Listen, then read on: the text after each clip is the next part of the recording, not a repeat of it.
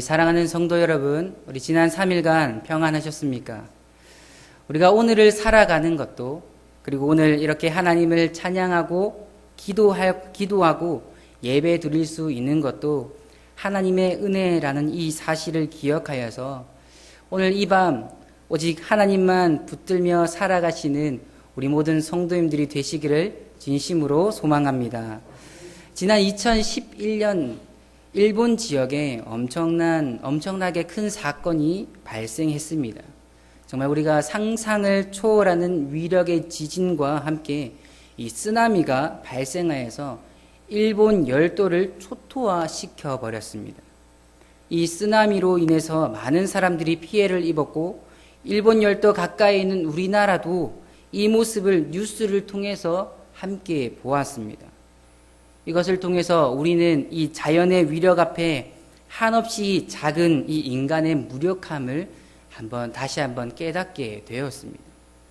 그때에 이 사건과 관련하여서 절망적인 뉴스들이 많이 나왔었는데요. 그 중에 한 가지 좀 놀라운 뉴스가 있었습니다. 그게 뭐냐면 쓰나미가 밀려온 일본 동북부 해안 지역의 마을들은 하나같이 다 초토화되어 버렸는데 유일하게 아무런 피해도 입지 않은 한 마을이 있었다라는 뉴스입니다. 바로 북부에 있는 후다이 마을이라는 곳은 유일하게 이 쓰나미의 피해를 받지 않았다라고 합니다. 과거에 이 마을의 촌장으로 있었던 한 사람은 우리나라 돈으로 약 500억 원의 비용을 들여서 높이 15m 그리고 길이 5m의 방조제와 수문을 건설하였습니다. 과거에도 이 마을은 사실 이 쓰나미의 피해를 입었던 곳이었습니다. 이 모습을 보았던 이 촌장은 마을 사람들의 손가락질 속에서도 20년간 이 정부와 지자체를 계속해서 설득하여서 이 방조제와 수문을 건설했습니다. 남들이 어떤 말을 하든지 이 과거의 모습을 상기하면서 미래를 잘 준비한 것이 훗날 많은 사람들을 그 마을에 있는 사람들을 이 살려낸 결과이었습니다. 우리는 이 한 마을의 이 촌장으로부터 한 가지 배워야 할 점을 찾을 수 있습니다. 그게 무엇이냐면 바로 미래를 준비하는 태도입니다. 후다이 마을의 이 촌장은 아까 전에 언급한 것처럼 쓰나미를 한번 경험했습니다. 그렇기에 이 재앙의 두려운 마음을 잘 알고 있었고 그것을 잘 대비했습니다. 언제 올지 모르지만 언제든 올 수 있다라는 이 생각으로 미래를 준비한 것입니다. 우리는 어떻습니까? 우리도 미래를 준비하고 있습니까? 세상에서 말하고 있는 노후 대책, 이것을 준비하는 건 말고 우리가 정말 그리스도인으로서 미래를 준비하고 있습니까? 그리스도인도 준비해야 되는 것이 있습니다. 왜냐하면 주님이 다시 오시기 때문입니다. 우리는 그 날을 기다리며 준비해야 합니다. 오늘 우리가 읽은 이 데살로니가전서 5장 1절과 2절에서 주님이 다시 오시는 그 때와 시기는 알 수 없으며 도둑같이 이른다라고 언급을 하고 있습니다. 그렇기에 언제 어떠한 일이 일어날지 알 수 없기에 우리는 주님이 다시 오시는 그 날을 기다리면서 준비해야 한다라는 거죠. 그렇다면 우리는 주님이 다시 오시는 그 날에 무엇을 준비해야 할까요? 오늘 이 밤에 주님의 말씀을 통해 우리가 정말 준비해야 되는 것, 우리가 해야 되는 것을 알고 우리가 그러한 것을 붙들며 살아가는 우리 모든 성도님들이 되시기를 진심으로 소망합니다. 첫 번째는 주님이 다시 오시는 그 날까지 깨어 있음을 준비해야 합니다. 첫 번째는 깨어 있음입니다. 이 편지를 읽고 있는 이 첫 번째 독자인 데살로니가 교회의 성도들은 이 마케도니아와 이 아가야 지방에서 모든 믿는 자들의 본이 된다라는 그런 소문을 들은 사람들입니다. 그러나 그들에게 있어서 한 가지 큰 걱정거리가 있었습니다. 그것은 예수님께서 이 땅에 다시 오실 때에 그분을 믿다가 이미 죽은 형제 자매들은 그 재림에 참여하지 못하는 건 아닌가라는 걱정인 거죠. 그래서 이것에 대해서 사도 바울은 그들이 그리스도 안에서 다시 살아나서 예수님께서 재림하실 그때에 함께 참여하게 될 것이다 라는 것을 말합니다. 4장에서 그 말을 하고 있거든요. 그리고 이어서 그날을 맞이하게 될 성도된 자로서의 모습, 그러니까 지금 세상을 살아가는 그들의 자신의 모습은 어떠해야 되는지, 무엇을 준비해야 되는지를 오늘 본문에서 우리에게 이야기해 주고 있습니다. 4절과 5절입니다. 제가 읽어보겠습니다. 형제들아, 너희는 어둠에 있지 아니하며 그날이 도둑같이 너희에게 임하지 못하리니 너희는 다 빛의 아들이요 낮의 아들이라. 우리가 밤이나 어둠에 속하지 아니하나니라고 말씀합니다. 이 사도 바울이 데살로니가 교회를 향해서 뭐라고 부르고 있을까요? 사도 바울은 그들을 향하여서 빛의 아들이며 낮의 아들이라고 말씀합니다. 실제로 하나님께서 그들을 구원하시고 그들을 빛의 아들로 낮의 아들로 삼아 주셨습니다. 하나님의 전적인 은혜이죠. 그리고 6절에 그러한 자들이 이제 어떠한 모습으로 준비해야 되는지 말씀합니다. 6절을 우리가 함께 읽어보도록 하겠습니다. 함께 읽겠습니다. 시작. 그러므로 우리는 다른 이들과 같이 자지 말고 오직 깨어 정신을 차릴지라. 아멘. 빛의 아들, 낮의 아들이 늘 준비해야 되는 것, 늘 해야 하는 것은 바로 이 깨어 있음입니다. 그렇다면 어떻게 하는 것이 진짜 깨어 있는 것일까요? 7절을 함께 보겠습니다. 제가 읽어드리겠습니다. 자는 자들은 밤에 자고 취하는 자들은 밤에 취하되 라고 합니다. 바울은 빛과 어둠 그리고 낮과 밤을 계속해서 비교하면서 어둠과 밤의 아들의 그 모습을 적나라하게 드러내고 있는 걸 볼 수 있습니다. 이들의 모습, 밤의 아들, 이 어둠의 아들의 모습은 어떠할까요? 자고 취한 모습을 나타냅니다. 정신 차리지 못하고 무엇인가에 취해 있다면, 취해 있는 사람은 그 앞에 다가올 미래에 어떤 것이 다가올 건데 이것을 잘 준비할 수 있을까요? 미래에 다가올 것에 대해서 미리 대비할 수 있을까요? 아니요. 그 어떤 것도 대비할 수가 없습니다. 준비할 수도 없습니다. 뿐만 아니라 자고 취해 있으면 그의 삶에서 진짜 해야 할 것을 알지 못하고 하지 못하고 그에 반응할 수가 없습니다. 미래를 전혀 준비할 수가 없는 거죠. 그래서 빛의 아들, 낮의 아들들을 향해서 너희들은 자지 말고 오직 깨어 정신을 차리라 라고 이 바울은 데살로니가 교회 교인들을 향해서 말씀하고 있습니다. 여기서 깨어 정신을 차린다라는 것은 지속적으로 그리스도인의 이 고유한 삶을 나타내는 것을 이야기합니다. 그리스도인의 고유한 삶입니다. 바울은 너희는 빛의 자녀, 이 밝은 낮에 속한 사람이기 때문에 어둠에 속한 행실을 뒤로 하고 밝은 데로 나와 껴있는 삶을 사는 것이 마땅하다라는 것을 이 본문을 통해서 우리에게 이야기해 주고 있습니다. 제가 말씀 한 구절을 살펴보겠습니다. 읽어드리겠습니다. 요한복음 8장 12절입니다. 우리 말씀 보겠습니다. 제가 읽어드리겠습니다. 나는 세상의 빛이니 나를 따르는 자는 어둠에 다니지 아니하고 생명의 빛을 얻으리라 라고 우리 예수님께서 말씀하셨습니다.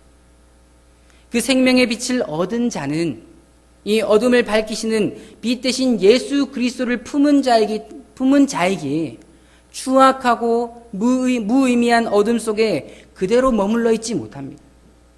더불어 그 안에 빛이 있기에 어둠에 빛을 비추는 것이 바로 그리스도인들의 모습입니다. 그것이 그들의 삶입니다. 우리 사랑하는 성도 여러분, 깨어있는 그리스도인은 그 빛을 드러내며 나타내는 사람들입니다. 빛의 자녀라면서 가느다란 빗줄기 하나 새어나오지 않는 삶은 말이 안 됩니다. 남들과 구별되지 않는 삶 또한 말이 안 됩니다. 예수님께서는 우리에게 분명하게 말씀한 것이 있습니다. 마태복음 5장 13절부터 15절까지의 말씀인데요. 우리 함께 이 말씀을 읽어보도록 하겠습니다. 우리 마태복음 5장 13절부터 15절 같이 읽겠습니다. 시작. 너희는 세상의 소금이니 소금이 만일 그 맛을 잃으면 무엇으로 짜게 하리요? 후에는 아무 쓸데없어 다만 밖에 버려져 사람에게 밟힐 뿐이니라. 너희는 세상의 빛이라. 산 위에 있는 동네가 숨겨지지 못할 것이요 사람이 등불을 켜서 말 아래에 두지 아니하고 등경 위에 두나니 이러므로 집안 모든 사람에게 빛이 느니라. 아멘. 사랑하는 여러분, 그리스도인이 되었다라는 것은 이 구원 티켓이라는 것을 하나 따놓고 그냥 내 마음대로 살겠다라는, 내 마음대로 살아가는 인생이다라고 하는 게 아닙니다. 그리스도인은 내 속에 들어와 계신 예수 그리스도의 빛을 마땅히 비추어내고 드러냄으로써 남들과 구별되는 겁니다.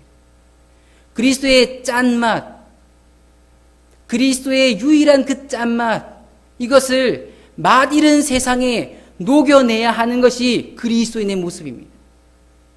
그리스도인은 산 위에 있는 동네가 숨겨지지 못하도록 계속해서 그 빛을 비추어내는 사람들입니다. 이것이 깨어있는 삶이라는 겁니다. 우리 사랑하는 성도 여러분, 우린 절대 어둠 가운데 자는 자들처럼 살아가면 안 됩니다. 어둠 속에 자는 자들은 영적으로 도덕적 방종에 빠진 삶을 비롯하여서 죄악의 삶을 살지만 우리는, 저와 여러분들은, 아니 하나님께서 빛의 자녀라, 낮의 자녀라고 불러주신 우리들은 깨어서 정신 차리고 그리스도의 빛, 말씀의 빛 가운데 살아가야 하며 그렇게 계속해서 살아내야 하는 것입니다. 여기 우리 모든 성도님들이 매일의 삶 가운데 날마다 깨어 기도하며 참된 그리스도의 빛, 참된 그리스도의 그 짠맛을 이 세상 속에, 그리고 우리가 살아가는 모든 곳곳에 드러냄으로써 날마다 깨어있는 우리 모든 성도님들이 되시기를 진심으로 소망합니다. 두 번째는 그날이 올 때까지 영적 무장을 우리가 준비해야 합니다.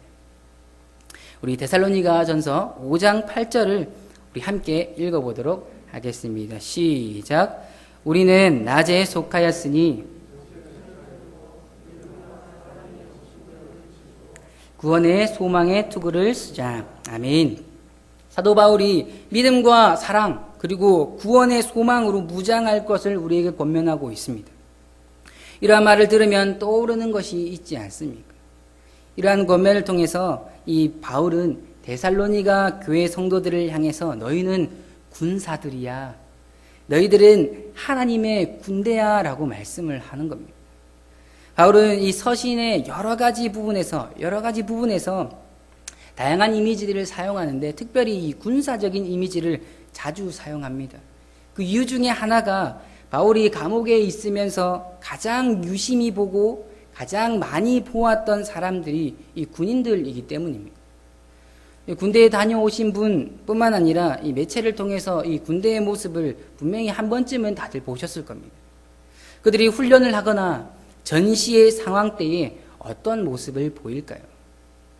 군복을 입고 총을 챙기고 필요한 것들을 챙겨서 무장합니다. 왜 그렇겠습니까? 싸우기 위해서입니다. 사도 바울은 이 빛의 자녀들, 그리고 낮의 아들들은 하나님의 거룩한 성도로서 그들은 싸우는 존재임을 드러내는 것입니다. 왜냐하면 지금 살고 있는 이 세상이 아무 문제 없는 평화로운 세상이 아니라 언제든 싸워야 하는 전쟁터 같은 곳이기 때문에 날마다 무장할 것을 준비하라고 말씀하고 있는 겁니다.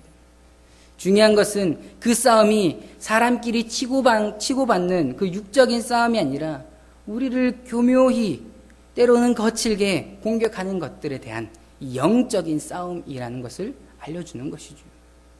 사람이 아닌 우리의 영을 뒤흔들어 놓는 악한 것들로부터 지키기 위한 것입니다. 사실 우리는 지난 2달 동안 이 코로나19 바이러스로 인해서 큰 어려움과 또 아픔을 경험했습니다. 아니, 우리나라뿐만 아니라 전 세계가 지금 계속해서 이 어려움과 아픔 속에 있습니다. 특별히 우리 교회는 이 코로나19로 인해서 함께 모여 예배 드리는 것이 어려워졌고 한 공동체로 교제하는 것이 참 어려워졌습니다. 그래서 온라인 예배를 통해서 한 말씀으로 위로받으며 살았습니다. 여기까지가 좋습니다. 여기까지는 좋습니다. 이제는 그 다음이 문제입니다. 코로나19로 인해서 온라인 예배의 편안함이 갑자기 우리를 엄습할 수 있으며 우리도 모르게 하나님보다 다른 것이 우리 자신 안에 자리 잡혀 있음을 분명히 발견하게 되는 겁니다. 마치 우리를 교묘하게 세상과 합리화시키면서 하나님과 교제하는 모든 길들을 막고 악한 것들로부터 우리가 노출되는 상황이 계속해서 발생되는 겁니다. 우리의 건강을 지키려고 마스크를 하면서 사회적 거리두기를 했습니다. 그와 더불어 하나님과도 거리두기를 하게 되어버린 것이죠. 그렇다고 제가 이 바이러스가 이 창궐하는 이 때에 무조건 교회에 모이는 것이 옳다라는 것을 이야기하는 게 아닙니다. 그러나 우리가 경계해야 하며 우리를 교묘하게 위협하는 것은 바이러스가 지난 이후 우리는 계속해서 신앙을 위해서, 신앙을 지키기 위해서 싸우고 있는가라는 겁니다. 2020년 이러한 일이 발생했다고 2021년 이러한 일이 일어나지 않는 법은 없습니다. 주님이 다시 오시는 그 날까지 바이러스는 더 창궐하고 또 더 어렵고 힘겨운 일들이 가득하지 않을 거란 보장도 없습니다. 그때마다 우리가 하나님과 거리를 두는 것이 아니라 우리를 하나님과 거리 두도록 하는 모든 것을 우리는 거리를 두어야 하며 멀리 해야 하며 싸워야 하는 것입니다. 우리가 피투성이가 되도록 싸워야 하는 거죠. 그러나 이 싸우기 위해선 우리가 늘 무장해야 되는 게 있습니다. 맞서 싸우기 위해선 무장하는 게 필요합니다. 우리의 무기가 무엇이겠습니까? 우리는 무엇으로 무장을 해야 될까요? 바로 우리 주 예수 그리스도를 향한 믿음과 사랑, 그분이 주시는 참된 구원의 소망으로 무장하는 것입니다. 사실 이것을 저는 단 한마디로 표현한다면 이것으로 표현할 수 있을 거라 생각합니다. 바로 하나님의 말씀입니다. 그리스도를 향한 믿음과 사랑, 그분이 주시는 참된 구원의 소망이 어디에 들어있느냐? 하나님의 말씀에 들어있습니다. 하나님의 말씀만이 우리에게 있어서 가장 중요한 이 심장을 보호할 수 있는 믿음의 길이 있고요. 사랑이 있습니다. 또한 하나님의 말씀만이 우리의 머리가 그리스도이심을 알게 하고 우리의 머리를 늘 예수 그리스도로 고정하는 투가 되는 겁니다. 우리에게 핵폭탄급 무기가 있다면 그것이 바로 하나님의 말씀이며 이보다 더 좋은 무기는 그 어디에서도 찾을 수가 없습니다. 사랑하는 우리 성도 여러분, 데살로니가전서 5장 10절은 우리에게 이렇게 말씀합니다. 제가 읽어드리겠습니다. 예수께서 우리를 위하여 죽으사 우리로 하여금 깨어있든지 자든지 자기와 함께 살게 하려 하셨느니라 라고 합니다. 예수님께서는 우리를 살게 하시는 분이십니다. 그런 우리들을 넉넉고 세월이 흐르는 대로 우리들은 그냥 넉넉고 세월이 흐르는 대로 살아가고 있지 않습니까? 우리는 하나님의 말씀으로 무장하고 있습니까? 하나님의 말씀으로 무장되어 있습니까? 하나님의 말씀으로 우리의 심장을, 하나님의 말씀으로 우리의 머리를 보호하며 싸울 준비가 되셨습니까? 마귀가 나를 공격할 때에 그 공격으로부터 나를 보호할 수 있도록 영적으로 특별히 하나님의 말씀으로 계속해서 무장하고 있습니까? 주님이 다시 오시는 그 날까지 우리의 인생은 우리 영혼을 걸고 싸우는 이 영적 전투라는 사실을 기억하면서 이 하나님의 말씀을 통해서 우리의 영혼을 해치려는 악한 세력으로부터 날마다 싸우며 승리하여서 주님이 다시 오시는 그 날까지 하나님의 군대로, 우리 하나님의 군사로 살아가시는 우리 모든 성도님들이 되시기를 진심으로 소망합니다. 마지막으로 우리가 그날에 준비해야 하는 것은 거룩한 교제입니다. 데살로니가전서 5장 11절을 우리가 함께 읽어보도록 하겠습니다. 데살로니가전서 5장 11절입니다. 시작. 그러므로 피차 권면하고 아멘. 사도 바울은 개인에게 너희 알아서 덕을 세우고 너희 알아서 믿음과 사랑의 오심경 그리고 구원의 투구를 쓰라라고 언급하지 않습니다. 사도 바울은 너희가 라고 지칭을 하면서 데살로니가 교회의 모든 성도들을 언급하였고 그들에게 늘 어떻게 표현하는 거면 우리가 그리고 우리는 이라고 표현을 쓰면서 바울과 데살로니가 교회의 성도들이 예수 그리스도를 머리로 한 한 몸 공동체라는 사실을 분명하게 알려주고 있습니다. 한 몸 공동체를 향해 바울은 피차 권면하고 서로 덕을 세우기를 너희가 하는 것 같이 하라라고 언급을 합니다. 이게 무슨 말이겠습니까? 앞에서도 언급한 것처럼 데살로니가 교회 교인들은 이미 많은 사람들에게 믿음의 본을 보이고 형제 사랑하는 것을 누구보다 잘하는 교회라는 교회였습니다. 이것은 데살로니가전서 1장과 2장에 잘 나타나 있습니다.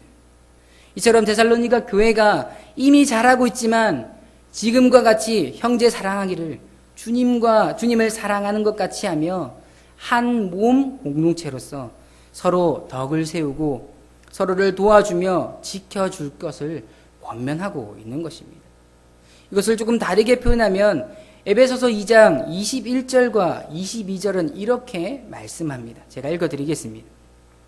그의 안에서 건물마다 서로 연결하여 주 안에서 성전이 되어 가고 너희도 성령 안에서 하나님이 거하실 처소가 되기 위하여 그리스도 예수 안에서 함께 지어져 가느니라. 이 그리스도 예수 안에서 함께 지어져 간다라고 말씀합니다.